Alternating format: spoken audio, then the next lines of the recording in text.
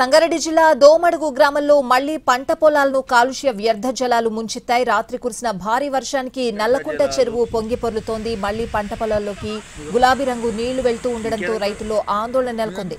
చెరువు పరిసరాలు కంపు కొడుతున్నాయి. ఘాటు వాసనతో రైతులు ఇబ్బందులు పడుతున్నారు. ఎగువన ఉన్న హెటిరో పరిశ్రమ నుంచే వ్యర్థ జలాలు వస్తున్నాయని రైతులు ఆరోపిస్తున్నారు. హెటిరో పరిశ్రమపై చర్యలు తీసుకోవాలని రైతులు డిమాండ్ చేస్తున్నారు. ఈ నెల 18న కూడా చెరువులో పరిశ్రమ వ్యర్థాలతో నీరు గులాబీ రంగులో మారిపోయింది. సంగారెడ్డి జిల్లా దోమడుగు గ్రామంలో మళ్లీ పంట పొలాలను కాలుష్య వ్యర్థ జలాలు ముంచెత్తాయి. పూర్తి అప్డేట్స్ అడిగి తెలుసుకుందాం. మా ప్రతినిధి శ్రీనివాస్ ఫోన్ లైన్ లో ఉన్నారు. శ్రీనివాస్.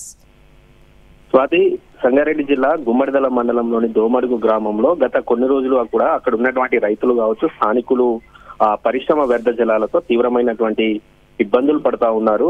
ప్రధానంగా ఎగువన ఉన్నటువంటి హెటిరో పరిశ్రమ నుంచే ఈ వ్యర్థ జలాలన్నీ వచ్చి అక్కడ ఉన్నటువంటి నల్లకుంట చెరువులో కలుస్తున్నాయి. ఆ చెరువులో కలిసినటువంటి విష జలాలు ఏవైతే ఉన్నాయో ఆ జలాల ద్వారా చెరువు అంతా కూడా పూర్తిగా కలుషితమైంది. చెరువు ప్రతిసారి పొంగినప్పుడల్లా ఆ చెరువు జలాలు ఏవైతే ఉన్నాయో జలాలన్నీ కూడా పూర్తిగా గులాబీ రంగులోకి మారి అవి దిగువన ఉన్నటువంటి 100 ఎకరాల పంట పొలాలను ముంచెత్తుతున్నాయి. పంట పొలాల్లో మొత్తం ఆ గులాబీ రంగు విష జలాలు ఏవైతే ఉన్నాయో విష జలాలన్నీ కూడా ప్రవహిస్తుండడంతో పంట కావచ్చు, అదేవిధంగా అక్కడ ఉన్నటువంటి సారవంతమైనటువంటి భూమి పూర్తిగా పాడవుతుందని చెప్పి రైతులు ఆవేదన వ్యక్తం చేస్తా ఉన్నారు.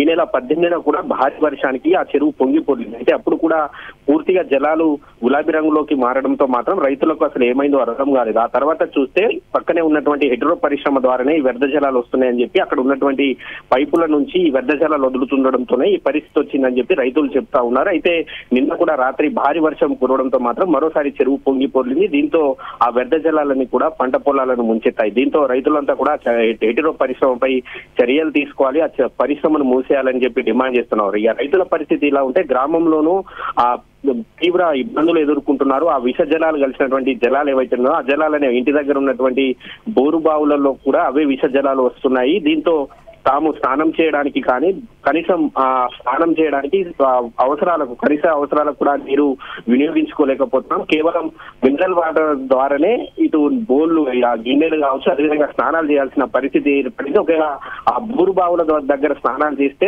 చర్మ వ్యాధులు వస్తున్నాయి. అంతా ఆ ఒళ్ళంతా దద్దుర్లు రావడం, అదేవిధంగా ఒళ్ళంతా పుల్లు కావడంతో ఇటువంటి ఇబ్బందులు పడుతున్నామని చెప్పి స్థానికులు చెప్తున్నారు. ఇంత జరుగుతున్నా అధికారులు పట్టించుకోవడం లేదు. వెంటనే ఆ హెటిరో పరిశ్రమపై మాత్రం చర్య తీసుకోవాలని చెప్పి ఆ గ్రామస్తులు డిమాండ్ చేస్తూ ఉన్నారు. గతంలో అధికారులకు విన్నవించినా అసలు ఎవరు పట్టించుకోవడం లేదు. ఇప్పటికైనా తమ గ్రామాన్ని కాపాడాలి, అదేవిధంగా తమ భూములను కాపాడాలని చెప్పి మాత్రం స్థానికులు కోరుతున్నారు. Swathi. Right Srinivas, thanks for the updates.